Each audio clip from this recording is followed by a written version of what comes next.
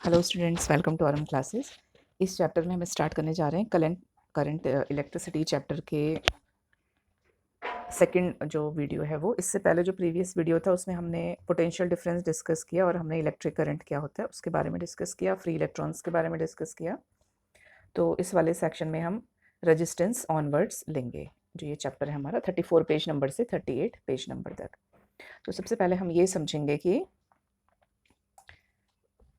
Resistance क्या है। देखो, दो टर्म्स तो हमने पढ़ ली। हमने पढ़ा वी पोटेंशियल डिफरेंस और हमने पढ़ा आई। ठीक है, इन दोनों के बारे में हमने पढ़ा। V potential difference, I electric current. अब एक और वेरिएबल इंट्रोड्यूस होगा विच इज कैपिटल आर। इसको हम कहते हैं रेजिस्टेंस। तो इनका रिलेशन, इन तीनों का रिलेशन जो है वो ओम्स लॉ बताता है हमको। तो ओम्स लॉ क्या बताता है हमको वो समझना है। ओम्स लॉ हमको बताता है रिलेशन बिटवीन, एक मिनट, ओम्स लॉ बताता है हमको relation between current flowing through a wire and potential difference across the ends। ये रिलेशन बताता है, मतलब कि एक वायर से जब आई करंट फ्लो हो रहा है और उसके दोनों एंड्स पे पोटेंशियल डिफरेंस वी है। ठीक, इनके बीच का रिलेशन बताता है। जब हम प्रोपोर्शनैलिटी का साइन हटाते हैं तो एक प्रोपोर्शनैलिटी कांस्टेंट आता है विच इज के। के इज कांस्टेंट ऑफ प्रोपोर्शनैलिटी। तो आप इसको ऐसे भी लिख सकते हो या आप इसको सिंपल ऐसे समझ सकते हैं कि V is directly proportional to I। ये हमको ओम्स ने बताया और इन दोनों के बीच का रिलेशन बताया। इन दोनों के बीच का रिलेशन जब हम V और I का रेशियो लेंगे तो वो रेशियो क्या होगा, कांस्टेंट होगा। ये है एक्चुअली ओम्स लॉ। ठीक है, फाइनली हमको यही मिलेगा। तो V और I का जो रेशियो है वो कांस्टेंट है और वो कांस्टेंट क्या है, वो रेजिस्टेंस है। प्रोवाइडेड द कंडीशंस, ऐसे नहीं होता है, इसके लिए कंडीशंस हैं। कंडीशन क्या है, ये है फिजिकल स्टेट की, सॉरी, ये जो कंडीशन है ये है फिजिकल स्टेट की कंडीशंस। तो ये फिजिकल स्टेट है। ठीक, क्या क्या फिजिकल स्टेट होनी चाहिए वो यहाँ पे आपके डिस्कस किया होगा। क्या फिजिकल स्टेट होनी चाहिए, कंडक्टर की length, area of cross section, conductor की, यहाँ पे लिख देती हूँ मैं, कंडक्टर की लेंथ, उसका area of cross section, temperature, material same होना चाहिए, सेम मटेरियल। आयरन है तो आयरन की बात करेंगे, कॉपर है तो कॉपर की बात करेंगे, ऐसा नहीं कि अलग अलग हो। अगर अलग होता है फिर ये रिलेशन नहीं होगा सेट। ठीक है ना। तो फिर से देखते हैं ओम्स लॉ क्या है। ओम्स लॉ हमको बताता है if physical state of conductor remains constant then relationship between current flowing and potential difference is according to, और फिर ये रिलेशन आप लिखेंगे। फिर आप क्या लिखेंगे, फिर आप v divided by I is equal to constant लिखेंगे। फिर आप v divided by I is equal to R लिखेंगे। What is the constant, constant is R. ठीक है, ऐसे भी कर सकते हैं आप, ऐसा भी कर सकते हैं जैसे आपकी बुक में दिया है, लेकिन ये थोड़ा सा कॉम्प्लिकेटेड लग रहा है। दिस इज सिंपल, मतलब v is directly proportional to I, v divided by I आप इधर ले आएंगे, प्रोपोर्शनलिटी साइन हटाते हैं, यहाँ पे k लिख सकते हैं आप इसको। ठीक है, और वो कांस्टेंट बाद में हमारा r होता है, रेजिस्टेंस है वो। तो ये ओम्स लॉ है। मेन एक्सप्रेशन क्या मिलेगा ओम्स लॉ से, फिर हमको v is equal to I R, ये एक्सप्रेशन मिलेगा।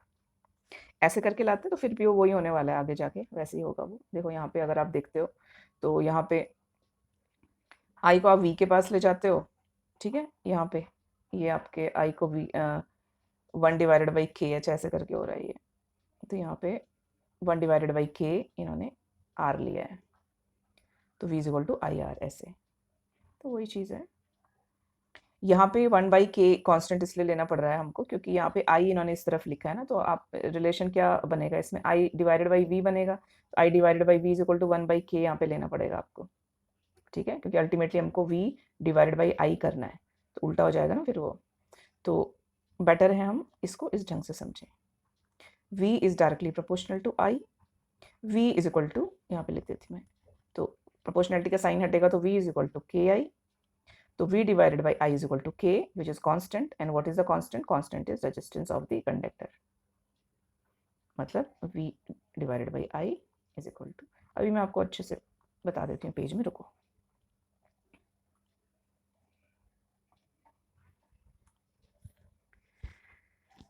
देखो एक्चुअली हम क्या कह रहे हैं, एक मिनट, कि अकॉर्डिंग टू ओम्स लॉ अगर क्या है, अगर physical if physical states of a conductor, ये इंपॉर्टेंट है, remains constant, तो क्या होगा, V डायरेक्टली प्रोपोर्शनल होता है, I के प्रोपोर्शनलिटी कांस्टेंट हटा देंगे तो V के I हो जाएगा, और अगर आप V और I का रेशियो लेंगे तो वो K होगा विच इज कांस्टेंट। ठीक है, और ये जो कांस्टेंट है ये क्या है, दिस इज R, मतलब रेजिस्टेंस ऑफ द वायर। ठीक है, ये है R, बस ये रिलेशन है।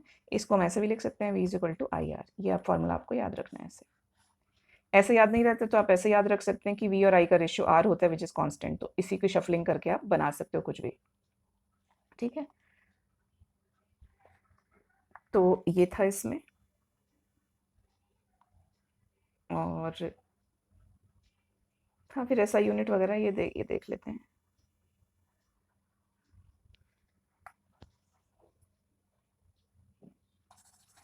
कैसे ऐसा यूनिट ऑब्टेन करना है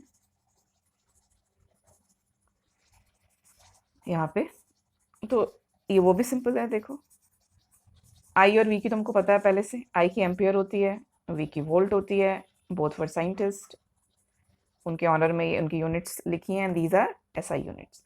तो एसआई यूनिट जो हमारा आर रेजिस्टेंस होता है, रेजिस्टेंस की एसआई यूनिट होती है अगेन ओम्स के को ऑनर देने के लिए हमने इसकी एसआई यूनिट ओम्स रखी। तो हमारे पास एक्सप्रेशन क्या था, expression was V divided by I is equal to R. यहाँ पे वी की है वोल्ट, आई की है एम्पियर, और इसकी है आपके रेजिस्टेंस की है ओम्स, ओम, इसका सिंबल होगा ऐसे ओम। ठीक है, तो अगेन ये भी जर्मन फिजिसिस्ट थे, जॉर्ज सीमॉन ओम, तो उन्होंने ये लॉ इस्टेब्लिश किया और उनके ऑनर पे फिर हमने इस यूनिट का नाम ओम रखा। रेजिस्टेंस ऑफ 1 ओम क्या होता है, resistance of 1 ohm according to this expression you can explain, तो ये बताता है कि if 1 ampere current flows through a conductor when 1 volt potential difference is applied between its end. अगर ये वायर है, इससे क्या फ्लो हो रहा है, इससे आई फ्लो हो रहा है, कितना 1 एम्पियर आई फ्लो हो रहा है, और इसके दोनों एंड्स पे जो पोटेंशियल डिफरेंस है, ठीक है, पॉजिटिव एंड होगा कि नेगेटिव एंड होगा, इनके बीच का जो पोटेंशियल डिफरेंस अगर V है मतलब 1 वोल्ट है, ठीक है, is then the resistance of the conductor is, तब इस कंडीशन में इस कंडक्टर का जो रेजिस्टेंस होगा वो R होगा, ये बताया।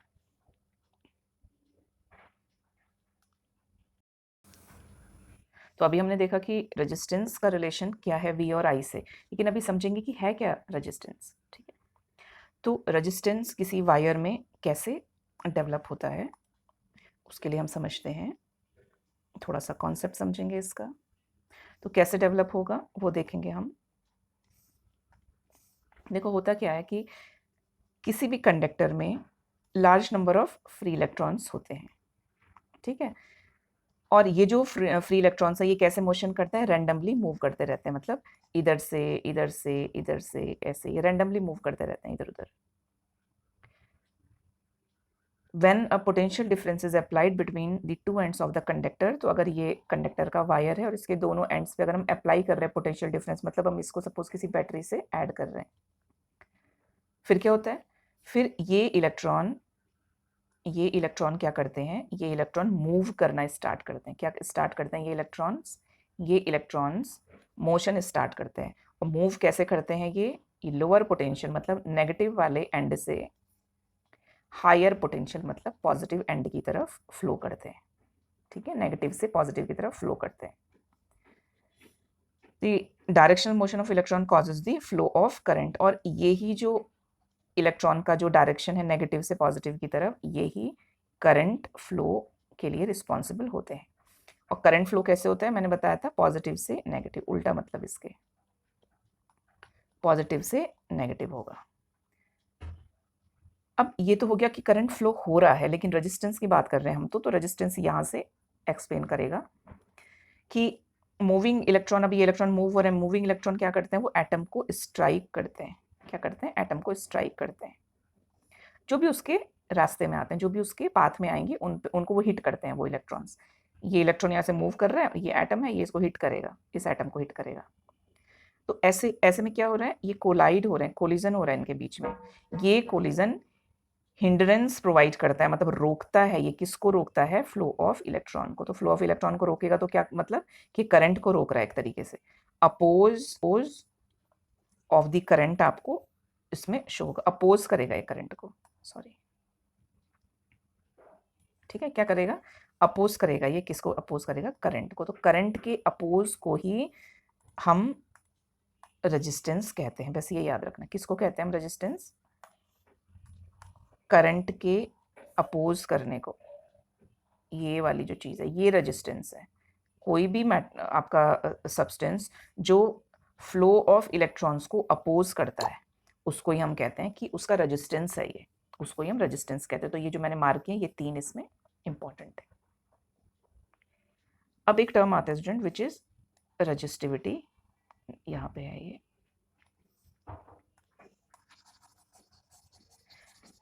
तो रेजिस्टेंस हमने पढ़ा, रेजिस्टेंस आपको समझ आया। रेजिस्टेंस में क्या था, इंपॉर्टेंट टर्म क्या था कि फ्लो ऑफ इलेक्ट्रॉन को अपोज करना, फ्लो ऑफ इलेक्ट्रॉन को अपोज करना। अब एक और टर्म आता है रेजिस्टिविटी, कैसे जनरेट होता है वो तो हम अभी पढ़ेंगे, ठीक है, लेकिन मैं यहाँ पे आपको समझाती हूँ कि ये क्या है। तो रेजिस्टिविटी क्या है?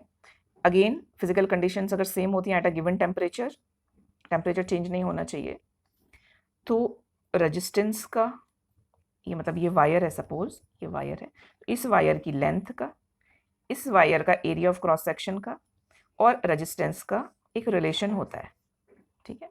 इन सब का एक रिलेशन होता है और ये किस मटेरियल से बना हुआ है उसका भी एक रिलेशन होता है।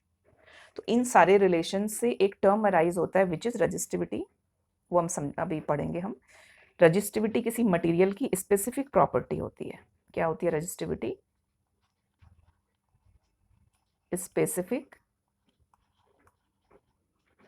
Property, specific property of material. बस ये याद रखना, मतलब कि हर मेटल की, हर सब्सटेंस की रेजिस्टिविटी डिफरेंट डिफरेंट होगी। डिफरेंट है इसीलिए तो स्पेसिफिक प्रॉपर्टी है। तो ये आपको ध्यान में रखना। रेजिस्टिविटी क्या है? Resistivity specific property of matter है। किसी भी मटेरियल की स्पेसिफिक प्रॉपर्टी होती है, डिफरेंट डिफरेंट मटेरियल के लिए रेजिस्टिविटी डिफरेंट डिफरेंट होती है। अब इसको हमको कैसे, हमको इसका एक्सप्रेशन कैसे लाना है वो हम नेक्स्ट स्लाइड में देखते हैं। ऐसे, तो यहाँ पे आपने क्या करना है, आपको ये बताना है कि जो रेजिस्टेंस है किसी वायर का, रेजिस्टेंस का रिलेशन वायर की लेंथ से होता है डायरेक्टली प्रोपोर्शनल। मतलब जितनी आप लेंथ बढ़ाते जाओगे आर की वैल्यू बढ़ती जाएगी। आर का जो वायर का जो एरिया ऑफ क्रॉस सेक्शन होता है उससे रिलेशन होता है इनवर्सली प्रोपोर्शनल। मतलब आप जितना एरिया ऑफ क्रॉस सेक्शन बढ़ाते जाओगे आपका रेजिस्टेंस कम होता जाएगा। इनवर्सली प्रोपोर्शनल है ना, उल्टा है इसके। अब ये दोनों एक्सप्रेशन को अगर आप कंबाइन करते हो तो आपको क्या मिलेगा? हमको मिलेगा कि resistance is proportional to L, capital लिखा है आपके इसमें, कैपिटल ही लिख लेते हैं इसको, capital L divided by A, capital L लिख लेते हैं इसको, divided by A. Proportionality sign हटेगा तो प्रोपोर्शनलिटी कांस्टेंट आएगा यहाँ पे। ये कांस्टेंट ही रेजिस्टिविटी होता है, रो एल बाई ए, ठीक है।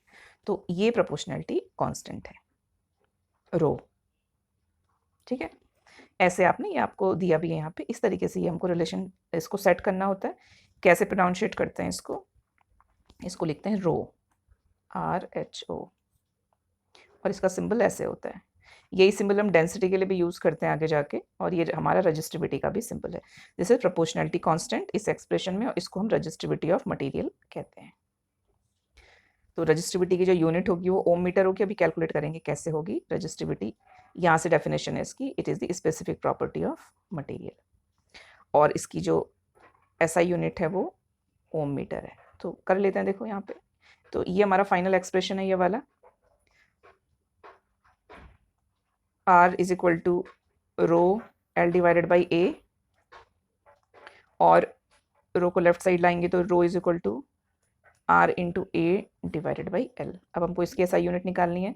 रेजिस्टेंस की SI यूनिट क्या है? ओम, इंटू एरिया की क्या होती है?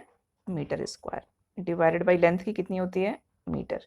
मीटर से मीटर कैंसिल हो गया, क्या बचेगा?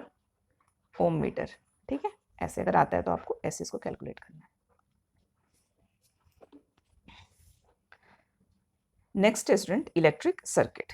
तो इलेक्ट्रिक सर्किट देखेंगे हम।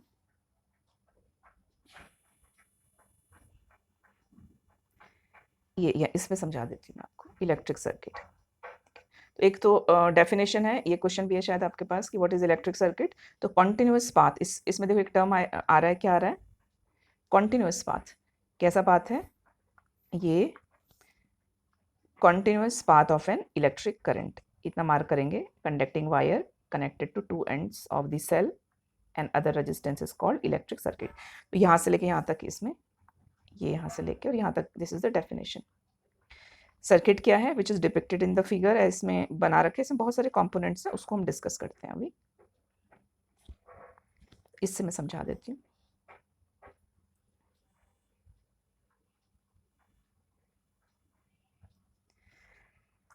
तो देखो सर्किट में हमको क्या क्या दिखेगा। सबसे पहले तो आप यहाँ से स्टार्ट करेंगे। ये एक जो आपके मीन्स लॉन्गर जो वर्टिकल लाइन होती है उसको पॉजिटिव साइन देते हैं, मतलब हायर पोटेंशियल। जो शॉर्टर होती है लाइन उसको हम लोअर पोटेंशियल नेगेटिव साइन देते हैं, और ऐसे हम कनेक्ट कर देते हैं। देखो ऐसे कनेक्ट किया, कनेक्ट किया, कनेक्ट किया। किससे कनेक्ट करेंगे? बीच में आएगा एमीमीटर। एमीमीटर क्या बताता है? ये मेजरमेंट ऑफ करंट, करंट को मेजर करता है ये। फिर ये आगे जा रहा है, आगे जा रहा है। देखो यहाँ पे ये हमारा रेजिस्टेंस है। रेजिस्टेंस के दोनों एंड्स पे, टर्मिनल्स पे वोल्ट मीटर लगता है। ये किसको मेजर करता है? ये वोल्टेज को या पोटेंशियल डिफरेंस को मेजर करता है। पीडी पोटेंशियल डिफरेंस का मेजरमेंट करता है। और ये वापस आ गया। तो इन जनरल मतलब रफली ये ही मेन सर्किट होता है, और इसी के हम पूरी स्टडी करते हैं। तो आपने क्या देखा? यहाँ से सेल से स्टार्ट हुआ, कंडक्टिंग वायर होगा, एक एमीमीटर लगा होगा, रेजिस्टेंस होगा जिसके दोनों एंड्स पे वोल्ट मीटर लगा होगा। So this is the circuit. यहाँ पे आपको लिखा भी है तो नोट कर लेंगे।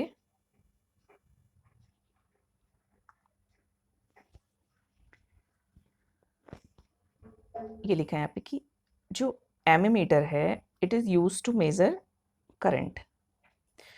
वोल्ट मीटर जो होता है it is used to measure potential difference. Potential difference कैसे? अक्रॉस द टर्मिनल या अक्रॉस द वायर, या दोनों एंड्स ऑफ रजिस्टर भी लिख सकते हैं आप। वोल्ट मीटर कैसे होता है? बाय नेचर कैसे होता है स्टूडेंट? वेरी हाई रेजिस्टेंस, मतलब कम से कम करंट इससे फ्लो हो तो कम से कम करंट वेस्ट होगा। ज़्यादा से ज़्यादा करंट क्या होगा? अप्लायंस पे जाएगा। तो वोल्ट मीटर, क्योंकि देखो यहाँ पे अगर आप इसको देखते हैं,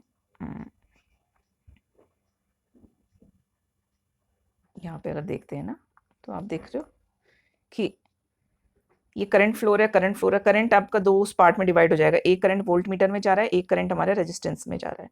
तो अगर वोल्ट मीटर ज़्यादा करंट कंज्यूम करेगा तो यहाँ करंट वेस्ट हो रहा है ना, क्योंकि वोल्ट मीटर का काम तो बस मेजर करना है कि कितना पोटेंशियल डिफरेंस है इसके दोनों एंड्स पे। तो इसलिए ये हाई रेजिस्टेंस का होता है, मतलब कम से कम करंट इसमें वेस्ट हो।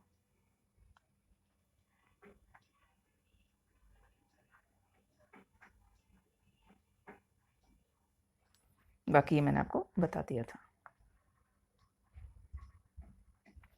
फिर है नेक्स्ट है ऑब्जर्व। यहाँ पे कुछ फिगर दिए हुए हैं आपको, और सिंपल है ये, बहुत फिगर दिए हुए हैं, और आपसे पूछा है कि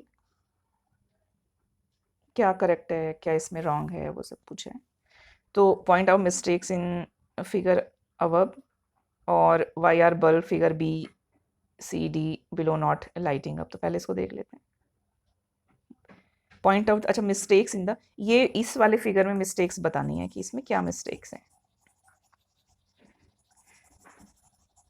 तो अब हमको ये तो मालूम चल गया कि अगर पॉजिटिव हायर पोटेंशियल और नेगेटिव आपके लोअर पोटेंशियल टर्मिनल्स पे जब कंडक्टिंग वायर अटैच्ड रहता है तो करंट फ्लो होगा। तो इसमें देखते हैं, इसमें यहाँ पे बल्ब ग्लो हो रहा है, और ये क्योंकि हमारी जो की होती है वो भी कंडक्टर होती है, इसका मतलब ये करेक्ट है, ये तो करेक्ट है। यहाँ पे मिसप्रिंट है, या ये इन्होंने जानबूझ के इसको ब्रेक किया है। तो अगर ये ब्रेक है तो ये मिस्टेक है, मतलब ये ग्लो नहीं करेगा अगर यहाँ से ये ब्रेक होगा। इस वाले फिगर में ये मिस्टेक है कि ये एकदम प्रॉपर टर्मिनल पे अटैच्ड है, ये पॉजिटिव एंड नेगेटिव एंड, और यहाँ पे ग्लो नहीं हो रहा, तो इसमें भी मिस्टेक है। इसमें कोई मिस्टेक नहीं है क्योंकि इसमें ग्लो हो रहा है।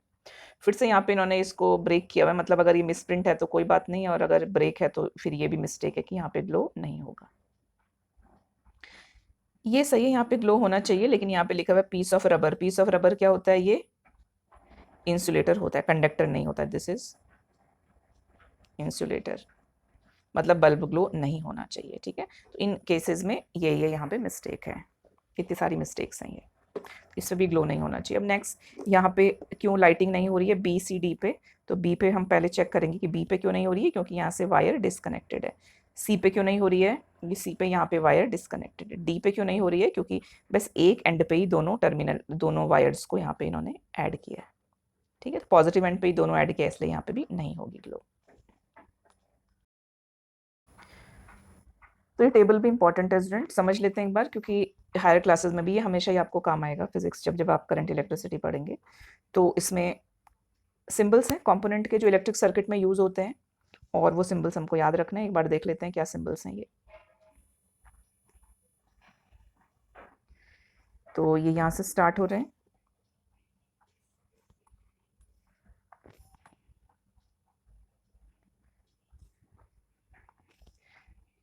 देखो ये तो इजी है। फर्स्ट हमारा आपको क्या ध्यान रखना है कि ऐसा ऐसा जो सिंबल होता है इस टाइप का, जिसमें कि सिंगल वर्टिकल लाइन, मतलब एक पेयर ऑफ वर्टिकल लाइन है तो वो सेल होता है। अगर ज़्यादा पेयर ऑफ वर्टिकल लाइन्स हैं तो उसको हम बैटरी कहेंगे, मतलब हमने बहुत सारे सेल्स को कनेक्ट किया है। ये इंपॉर्टेंट सिंबल है यहाँ पे। अगर ऐसा कुछ आपको दिखता है विदाउट मीन्स एम्प्टी बीच में, तो ये ऑफ होता है, मतलब स्विच अभी ऑफ है, करंट फ्लो नहीं होगा। डॉट अगर बीच में दिखता है, इसका मतलब होता है स्विच ऑन है और करंट फ्लो होगा, ठीक है। ऐसा कुछ अगर आपको दिखता है तो इसका मतलब होता है क्रॉस हो रहा है, दो वायर क्रॉस हो रहे हैं आपस में। ये हो रहा है, दो वायर क्रॉस हो रहे हैं आपस में, ठीक है। अगेन अगर ये सिंपल ऐसा सिंबल है, इसका मतलब होता है कि बल्ब ग्लो नहीं हो रहा है। और अगर ऐसा सिंबल है और इसमें ऐसे ऐसे बनाया हुआ है आपका ग्लो करने वाला जो साइन होता है, इसका मतलब बल्ब ग्लो हो रहा है। ये सबसे इंपॉर्टेंट साइन है स्टूडेंट, ये वाला ऐसे जिगजैग करके जब हम बनाते हैं, this is the sign of resistance, ठीक है। तो ये हमारा रेजिस्टेंस का साइन है, और ये हम कब यूज़ करते हैं to control the flow of current. अभी वायर में जो करंट का फ्लो हो रहा है उसको थोड़ा सा रोकने के लिए, यहाँ पे जब करंट का फ्लो हम रोकेंगे तो क्या होगा, कुछ वर्क क्रिएट करेंगे हम, यहाँ पे काम होगा, मतलब अप्लायंसेज होंगे हमारे। ये भी रेजिस्टेंस है, लेकिन कैसा रेजिस्टेंस है, दिस इज वेरिएबल रेजिस्टेंस, मतलब अभी हम रेजिस्टेंस को कंट्रोल कर सकते हैं, मतलब फ्लो ऑफ करंट को हम कंट्रोल कर सकते हैं। हमको कम करना है, ज़्यादा करना है, ऐसे कंट्रोल कर सकते हैं। जैसे हमारे फैन में जैसे हमारा रेगुलेटर होता है, हम उसको 1 2 3 4 पे करके उसकी फैन की स्पीड को कम ज़्यादा करते हैं।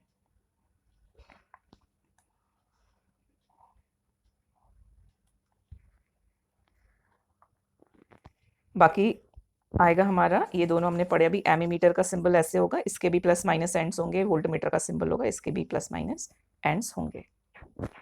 नेक्स्ट हमारा material, copper, aluminium, wire, glass. ये ट्राई दिस, ये आपका एक्टिविटी है। एक्टिविटी में क्या कर रहे हैं, यहाँ पे एक ये सर्किट है, मतलब ये अभी हमने पढ़ा, दिस इज बैटरी। ये देखो डॉट है बीच में, इसका मतलब क्या, स्विच ऑन है। ये हमारा एमीमीटर है करंट को मेजर करने के लिए। अब जो ए बी जो एंड्स हैं, ए बी एंड्स पे ये कह रहे हैं कि एक बार कॉपर वायर लगाओ, एक बार एल्यूमिनियम वायर लगाओ, एक बार ग्लास लगाओ, ठीक है, एक बार रबर लगाओ, ये सब लगाओ कह रहा है। और इन सब के करंट की वैल्यूज़ ये एमीमीटर में अब जो करंट फ्लो हो रहा है इस सिस्टम का, तो इसमें जब हम अलग अलग वायर लगा रहे हैं इसमें, और क्या क्या बोल रहा है कि at a time and measure the current each time, current का मेजरमेंट करो फिर। तो जब आप करंट को मेज़र करोगे तो हर अलग अलग जो आपने सेटअप लगाया है उसमें आपको करंट अलग अलग मिलेगा। तो डिफरेंट डिफरेंट केसेस होंगे करंट का, डिफरेंट डिफरेंट करंट मिलेगा। तो इसमें करंट हमारा डिफरेंट डिफरेंट होगा। नेक्स्ट आता है कंडक्टर्स एंड इंसुलेटर्स। तो ये बहुत बेसिक कॉन्सेप्ट है, आपको समझना बहुत बहुत इंपॉर्टेंट है इसको, क्योंकि बहुत छोटे छोटे कॉन्सेप्ट्स हैं स्टूडेंट। 9th में आपको बहुत अच्छे से सारे चैप्टर्स और सब पढ़ना है, सारे नोट्स बनाने हैं, क्योंकि ये जो कॉन्सेप्ट होंगे फिर आगे जाके रिपीट नहीं होंगे, इनके इलेबोरेटेड और बहुत मोर एक्सप्लेन्ड और कॉम्प्लिकेटेड फॉर्म्स आ जाते हैं, और फिर अगर बेसिक ही नहीं मालूम होगा तो फिर नहीं समझ में आएगा ना, इसलिए। Conductors and insulators. तो कंडक्टर्स क्या है, इंसुलेटर्स क्या है। कंडक्टर्स क्या होंगे, जिनका बहुत लो रेजिस्टेंस होगा, उनको हम कंडक्टर कहेंगे, मतलब कि करंट जिनमें ईजिली फ्लो हो जाएगा। इंसुलेटर्स होते हैं जिनके एक्सट्रीमली हाई रेजिस्टेंस होता है और जिनमें करंट फ्लो नहीं हो सकता। Why are some substances conductors while others are insulator? तो अच्छा क्वेश्चन है ये। ठीक है, इसका आंसर लिखवा देते हैं अभी। Why can our body conduct electricity. तो सबसे पहले हम इसको देखते हैं कि कुछ क्यों होता है ऐसे, कुछ सब्सटेंस बहुत अच्छे कंडक्टर होते हैं, कुछ सब्सटेंस इंसुलेटर्स होते हैं। तो ऐसा क्यों होता है? तो कुछ सब्सटेंस कंडक्टर्स इसलिए होते हैं क्योंकि उनके जो, लिखेंगे इसको, आउटर शेल में जो इलेक्ट्रॉन्स होते हैं of atoms loosely bound and free to move. Free to move क्यों होता है ऐसे? कि उन सब्सटेंस के जो एटम्स होते हैं उनमें जो आउटर सेल के इलेक्ट्रॉन्स होते हैं वो बहुत लूजली कनेक्टेड रहते हैं। लूजली कनेक्टेड का मतलब न्यूक्लियस उनको बहुत अच्छे से होल्ड नहीं कर पाता है और ईजिली ये फ्री हो जाते हैं। कैसे होते हैं, क्या होते हैं, वो हम केमिस्ट्री में बाद में पढ़ेंगे। तो फ्री इलेक्ट्रॉन्स बन जाते हैं। फ्री इलेक्ट्रॉन्स बनेंगे तो ईजिली ये क्या करेंगे, मूव करेंगे इधर उधर, करंट को कैरी करने के लिए हेल्प करेंगे। अब नेक्स्ट ये आपसे पूछ रहे हैं कि हमारी जो बॉडी है, why can our body conduct electricity. कैसे कर सकती है हमारी बॉडी इलेक्ट्रिसिटी को कंडक्ट? तो यस करती है। क्यों करती है? उसके रीज़न है। नंबर 1 रीज़न है कि हमारी जो बॉडी के सेल्स होते हैं उन वो भी आयंस कंटेन करते हैं ना। Our body cells contains ions like sodium होता है, पोटेशियम है, क्लोराइड्स हैं, कैल्शियम है। ठीक है, ये सब आयंस कंटेन करता है। और नंबर 2 जो सबसे बड़ा रीज़न है कि हमारी बॉडी में around more than 75%, near by 80% तो वाटर होता है। Our body contains water.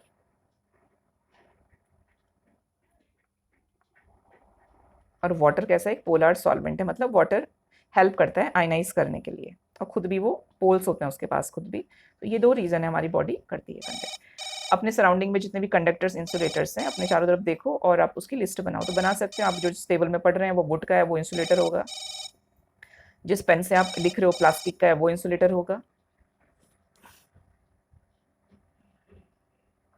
अब जो next student, this is very important, ये आपका एक्सपेरिमेंट है। आई थिंक ये रिड्यूस्ड पोर्शन है, लेकिन जैसे मैंने आपको कहा मैं रिड्यूस्ड भी पढ़ा रही हूँ आपको, तो इसको पढ़ लेंगे। आपको स्किप करना है तो आप स्किप भी कर सकते हैं इस पार्ट को।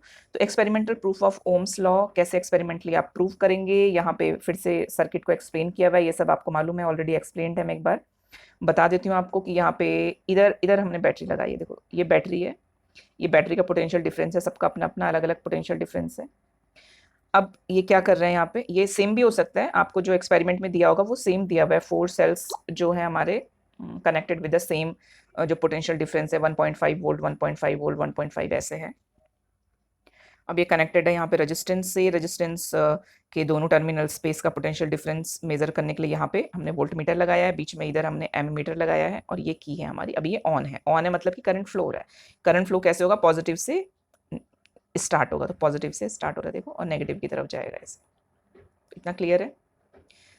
हमको क्या पता करना है इसमें? हमको पता करना है कि ये जो रेशियो है V और I का रेशियो इस एक्सपेरिमेंट में क्या होगा, ये हमको पता करना है। वेरिफिकेशन ऑफ ओम्स लॉ है।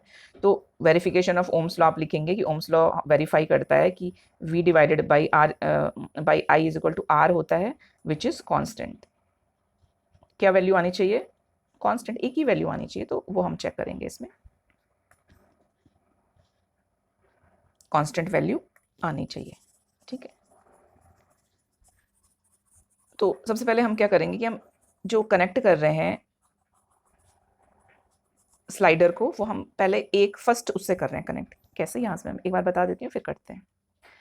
ये जो पहले हमने बस एक सेल से कनेक्ट किया, फिर हमने 2 से कनेक्ट किया, फिर हमने 3 से कनेक्ट किया, फिर हमने 4 से कनेक्ट किया। तो ये जब हम 1 वोल्ट ले रहे हैं तो करंट का फ्लो, 2 में करंट का फ्लो, 3 में करंट का फ्लो, क्या रिलेशन है इनका? और जब हमको V और I का एक सेल ले रहे हैं तो V का वैल्यू, 2 सेल ले रहे हैं तो V का वैल्यू, 3 सेल ले रहे हैं तो V का वैल्यू, एंड रिस्पेक्टिवली I का वैल्यू क्या आ रहा है। तो ये हमने इसमें देखना है। तो एक्सपेरिमेंटली जब हमने देखा तो क्या देखा हमने? नंबर ऑफ सेल जब हमने एक यूज़ किया, ठीक है, एक यूज़ किया तो करंट फ्लो, ये आपका मिली एम्पियर है, इसको रहने देते हैं। तो करंट फ्लो जो हुआ वो हमारा 0.5 एम्पियर हुआ। कब हुआ? जब हमने बस एक सेल लिया था और एक सेल पे पोटेंशियल डिफरेंस कितना है? इतना है। हमको निकालना है V divided by I is equal to constant आना चाहिए, एक ही वैल्यू आनी चाहिए। तो यहाँ पे V कितना है? 1.5 divided by 0.5 is equal to, decimal decimal cancel हो गए, 5 3 3 ओम आया। अब हम क्या करें, नंबर ऑफ सेल्स हमने 2 कर दिए, नंबर ऑफ सेल्स हमने 2 किए और हमने चेक किया करंट फ्लो यहाँ पे कितना हो रहा था, करंट फ्लो हो रहा था 1। पोटेंशियल डिफरेंस एक सेल में 1.5 है तो दो सेल में कितना होगा, 1.5 प्लस 1.5 मतलब 3, दो सेल ले रहे हैं तो 3 होगा। इसमें भी 3 divided by 1 is equal to कितना आया, 3 ओम कांस्टेंट आया। फिर हमने क्या किया, 3 सेल लिए, 3 सेल लिए तो हमने देखा कि करंट कितना है, करंट होगा 1.5 एम्पियर। 3 सेल का मतलब कितना हुआ, एक सेल का मतलब 1.5, तो 3 का मतलब 3 ज़ा 45, 4.5, तो 4.5 डिवाइडेड बाई कितना है ये 1.5, 15 3 ज़ा 45, फिर से 3 ओम आया। अब हमने 4 सेल यूज़ किए, 4 सेल यूज़ किए तो हमने देखा करंट कितना है, 2 है, 2.0 है हमने। और तो कितना हुआ ये भाई, एक सेल में हुए 1.5 वोल्ट, तो 4 सेल में कितना होगा इंटू 4 ना, तो 15 4 ज़ा 60, डेसिमल लगेगा 6.0, तो कितना आएगा ये divided by 2 is equal to 3 ohm. तो आप देख रहे हैं ना कांस्टेंट आ रहा है, so this is the verification of Ohm's law. तो ये first example resistance of filament of light bulb ये दिया हुआ है 100 ओम, कितना रेजिस्टेंस है, ये डायरेक्ट क्वेश्चन है, ये समझ में आ जाएगा, इसको रहने देते हैं। V की वैल्यू, R की वैल्यू और ये आपने कैलकुलेट कर देना है, इसमें प्रॉब्लम नहीं है कोई। अब जो सेकंड वाला एग्जांपल है, एक्सरसाइज जो है इसकी स्टूडेंट, वो मैं जल्दी बस 3 चैप्टर्स हो जाएंगे, उसके बाद मैं 3 4 चैप्टर के बाद में एक्सरसाइज सॉल्यूशंस फिर इसके अपलोड करूंगी, तो आप चेक करते रहिएगा, ठीक है। सेकंड क्वेश्चन देखो, दिस इज इंपॉर्टेंट क्वेश्चन। इस क्वेश्चन में आपको दिया हुआ है रजिस्टिविटी कैलकुलेट करने के लिए। Length of the conducting wire L दिया हुआ है, रेडियस दिया हुआ है, रजिस्टेंस दिया हुआ है, रजिस्टिविटी कैलकुलेट करनी है आपको। इसमें दो चीज़ें होंगी, थोड़ा सा ध्यान देने के लिए, कैलकुलेशंस इसमें थोड़ा सा बड़े पड़ेंगे आपको, तो उसमें ध्यान देना आपको। क्यों? क्योंकि यहाँ पे देखो रेडियस मिलीमीटर में दिया हुआ है, मिलीमीटर में आप क्या करेंगे, पहले आपको इसको मीटर में कन्वर्ट करना पड़ेगा। अब क्योंकि एरिया है यहाँ पे, ठीक है, लेंथ है, सॉरी ये एरिया दिया हुआ है यहाँ पे, तो एरिया जो वायर का क्रॉस सेक्शन होगा वो पाई आर स्क्वायर होगा। तो जो आर है हमारा रेडियस, मतलब ये इस पूरे को हमको स्क्वायर करना पड़ेगा, फिर इसकी कैलकुलेशंस होंगी, ठीक है ना। तो कैलकुलेशन पे थोड़ा सा ध्यान देना। सेम इसमें भी है, इसको थोड़ा सा समझते हैं। अच्छा, थर्ड वाला, थर्ड भी सिंपल क्वेश्चन है। थर्ड में आपको क्या है, हाँ V I A normal question है थर्ड वाला, थर्ड भी आप कर लेंगे। फोर्थ में समझाती हूँ आपको थोड़ा सा। फोर्थ में क्या करना है कि देखो, पहले कह रहा है कि determine the current that will flow when the potential difference 33 volt is applied between the two ends of appliance. एक अप्लायंस है, सपोज ये अप्लायंस है कोई, करंट आई कैलकुलेट करो, ये क्वेश्चन में कह रहा है कि इसमें आई कैलकुलेट करो व्हेन पोटेंशियल डिफरेंस, इन दोनों के एंड के बीच का डिफरेंस 33 वोल्ट है और रेजिस्टेंस भी दिया हुआ है कि रेजिस्टेंस इतना है। तो कर लेंगे हम इससे आई कैलकुलेट, ठीक है। V भी दिया हुआ है, R भी दिया हुआ है, तो हमने इससे आई कैलकुलेट कर लिया, ये हमारा आई निकल गया। अब नेक्स्ट पार्ट है कि सेम करंट, मतलब यही वाला आई, अब आई मिल गया ना हमको, यही वाला जो आई है ये फ्लो कर रहा है, सेम आई फ्लो कर रहा है, और एक और रेजिस्टेंस है, मतलब एक और अप्लायंस है यहाँ पे, उसका रेजिस्टेंस अलग है, उसका रेजिस्टेंस है 500 ओम। आई हमको पता है, आई मालूम है, यहाँ पे रेजिस्टेंस दिया हुआ है 500 ओम। वी निकालना है तो निकाल सकते हैं, मतलब हमने एक की हेल्प से आई निकाला, जब वही आई सब में फ्लो हो रहा है तो हम दूसरे वाले क्वेश्चन के पार्ट के लिए भी हम उस आई को यूज कर सकते हैं, ठीक है। तो ये ऐसे करना है, और इसका एग्जाम्पल है ये वाला। तो इसमें भी स्टूडेंट्स ऐसे ही है आपके कि कैलकुलेट करना है। यहाँ पे आई थिंक कैलकुलेशंस रॉन्ग हैं थोड़ा सा, इसलिए मैं आपको बता देती हूँ। ये तो सही है, यहाँ पे रजिस्टिविटी ऑफ कॉपर वायर ये इधर दिया रहेगा, आपको लर्न करने की ज़रूरत नहीं है, इसमें दिया नहीं है, यहाँ ये यहाँ पे दिया रहेगा, ठीक है। एल है आपका 1 किलोमीटर, इसको मीटर में कन्वर्ट करना पड़ेगा। डी दिया हुआ है, इसमें डायमीटर दिया हुआ है, तो डायमीटर दिया हुआ है तो हम क्या करेंगे, इसको पहले तो इसको मीटर में कन्वर्ट करेंगे, कर दिया मीटर में कन्वर्ट। अब बेटर है आप यहीं पे इसको आर में कन्वर्ट कर दो, तो आर में कन्वर्ट करेंगे तो 0.5 डिवाइडेड बाई 2 हो जाएगा, तो ये 2.5 इंटू 10 की पावर -3 मीटर।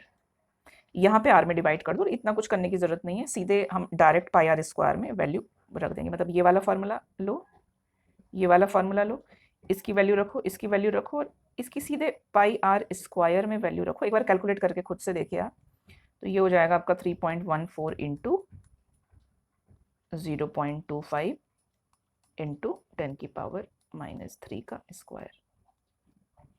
ये अब कैलकुलेट करो, तो जो मैंने कैलकुलेट किया है वो आपका 86.6 आएगा। कैलकुलेट करके देखिए, ठीक है, 85 नहीं आएगा, क्योंकि यहाँ पे देखो ना, यहाँ पे ये 3.24 नहीं ले रहे हैं, ये यहाँ पे इन्होंने ऐसे कैलकुलेट किया है। तो ये कैलकुलेट करने के बाद भी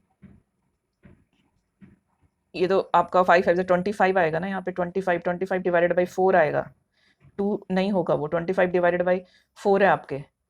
फिर उसके बाद मल्टीप्लाई करना पड़ेगा हमको इसको पाई से, 3.14 से, तो वो भी नहीं किया है। तो यहाँ पे कैलकुलेशन में थोड़ा सा प्रॉब्लम है, तो आप कर लेना इसको कैलकुलेट करके अच्छे से, ये इसका आंसर आ जाएगा, ठीक है।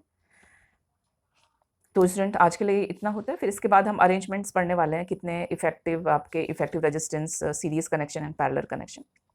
तो प्लीज़ डेली अपडेट्स के लिए चैनल को सब्सक्राइब करिए। अगर आपको हेल्पफुल लगता है तो प्लीज़ अपने फ्रेंड्स के साथ भी शेयर करिए। Thank you so much.